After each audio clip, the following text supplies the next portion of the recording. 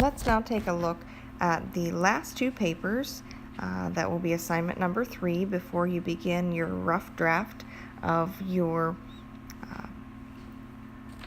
advice column. So let's take a look at these last two papers. The first one here is give an anecdote. Okay? An anecdote is a funny or serious story. It is always a story that you were most likely directly involved in. Either you directly saw it or you were involved in it. And it must relate to the topic, obviously. So in in my example of the snowstorm, I may give a funny personal story where the prediction was all wrong, and I may have canceled a big event, and then the weatherman was all wrong, and we could have had the event anyway. I may tell, and that's if it was a funny story. And I would write that story right here in the anecdote box. If I'm going to do an informative anecdote, I may tell a personal story about when a weather report helped me make a good decision, and give that more serious story. So your informational angle, if you go that route, is going to be much more serious. If you go with the humorous box at the very beginning there, then you can make a funny story. So that is some examples of an anecdote. So make sure whenever you do this page, you think about your topic and you think about personal experiences with that topic, and you can write me a little bit in there in that anecdote box about your personal experience with your topic, whether it's a funny story or a serious story about your topic. So that is that paper.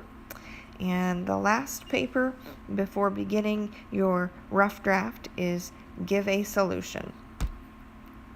You need to think about your original question that was back on the first worksheet, and I want you to provide a solution or an answer to that question. Okay, so you'll do that right in this box that says solution.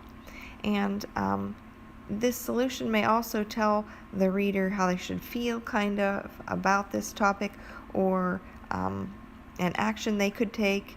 But most importantly, this last paper is a solution and an answer to the original question.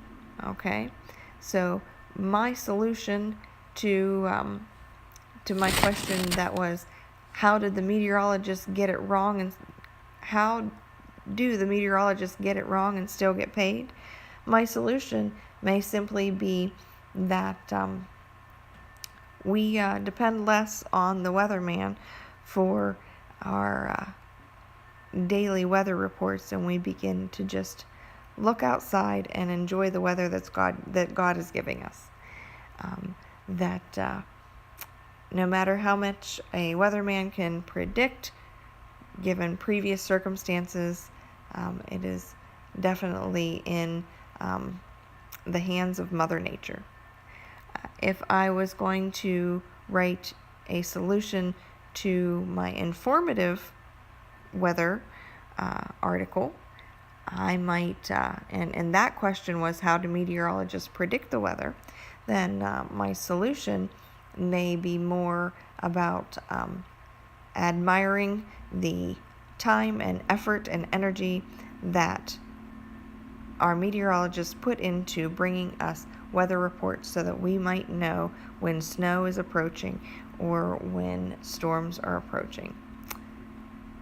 So in that case, I definitely was sort of telling the reader how they should feel, that they should appreciate these meteorologists who went to school for a long time and who study the data and analyze historical statistics in order to bring us our weather reports.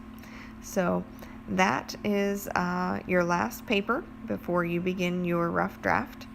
So once you complete this paper, you're going to go back and get your very first paper that has all of these things on it, and you can have that out while you're writing, but your first paragraph for your advice column is going to be your lead paragraph.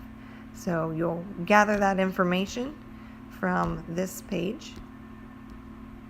Okay, so you'll have your 5 W's lead paragraph. Then you'll have your opinion paragraphs, probably 2, because you're going to have 2 opinions with 2 facts. Then you are going to have your real people paragraph, where you're going to bring in a couple paragraphs, 2 or 3 paragraphs here about this person who is relevant to your topic. And remember, these paragraphs are just a sentence or 2 long, okay? Then you're going to give an anecdote and tell a funny, very short little story concerning your topic. And then you'll give me the solution, okay, where you provide an answer or tell the reader how they should feel.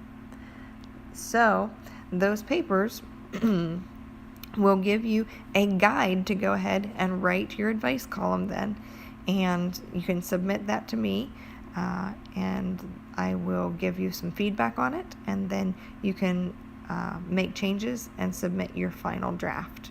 And when you submit your final draft, you'll be able to submit that with the rubric as well, which will be posted later in the week.